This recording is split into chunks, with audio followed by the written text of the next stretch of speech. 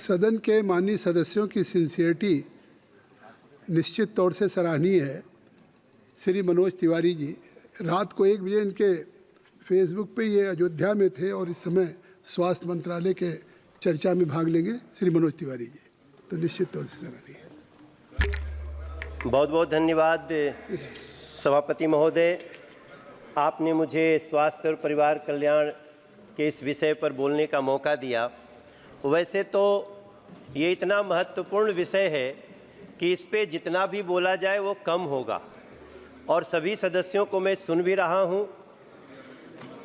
आदरणीय सभापति महोदय, इस देश के लोगों को बहुत खुशी है कि नरेंद्र मोदी सरकार लगातार स्वास्थ्य के बजट में वृद्धि कर रही है।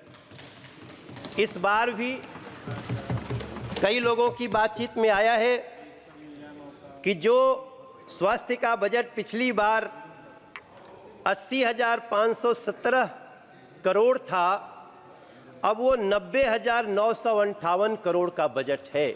सभापति महोदय, ये बताता है कि सरकार स्वास्थ्य को लेकर के कितनी गंभीर है। और उसमें भी एक समय था जब इसी सरकार में हमने देखा था कि स्टंट जो लाखों रुपए का होता था, और उस स्टंट को नरेंद्र मोदी जैसे प्रधानमंत्री ने, जो गरीब घर से आते हैं, गरीबों के दिल की बात समझते हैं, और इस देश में स्टंट उसकी कीमत मात्र 26,000 कर दी गई थी, जिसके कारण आज गरीब से गरीब घरों में भी लोग इस हृदय के समस्याओं को दूर करने के लिए अब सक्षम हो रहे हैं। यही देश है सभापति महोदय। मेरे क्षेत्र में 20 जनौषधि केंद्र खुल चुके हैं। हमारे यहाँ दिल्ली के सांसद साथी हमारे सब बैठे हैं।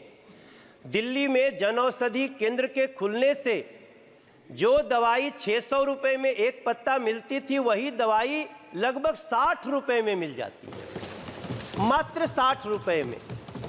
और इस बजट में वैसे तो बहुत सारी बातें हैं, लेकिन एक ऐसा प्रावधान किया गया है जिसने खुशी के आंसू लाए हैं उन लोगों के मन में, उनके आंखों में, जो लोग कैंसर से पीड़ित होते थे या उनके परिवार के लोग कैंसर से पीड़ित होते थे।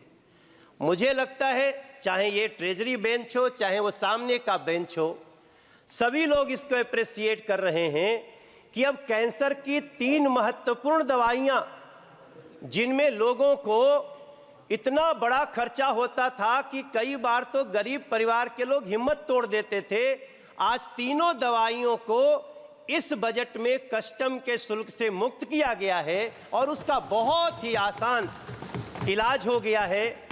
मैं अपनी बात को बहुत लंबा नहीं करूंगा सभापति महोदय। मैं एम्स का गवर्निंग बॉडी का मेंबर हूं और मैं पिछले 4 साल से उसके साथ काम कर रहा हूं। मुझे लगातार लोगों के जो कॉल्स आते हैं, लोग जैसे परेशान होकर आते हैं, तो मैं 2 सुझाव देना चाहता हूं इस बजट के मार्फत। जो आदरणीय अर्जुन राम मेघवाल जी बैठे हैं और हमारे मंत्री जी बैठे हैं, हमारे एम्स में जितने लोग आते हैं, इलाज तो उनका तुरंत शुरू हो जाता है, लेकिन उनको बेड की बहुत भारी समस्या होती है। इसके तहत जो लोग उनको लेके आते हैं, जिसका इलाज शुरू हो गया, वो सड़कों पे सोते हैं सभापति महोदय। उनके परिजन जो रहते हैं वो इतने बुरे स्थिति में होते हैं कि इलाज तो जिसका हो रहा है, बाकी जो जीवन होता है वो बड़ा दयनीय होता है।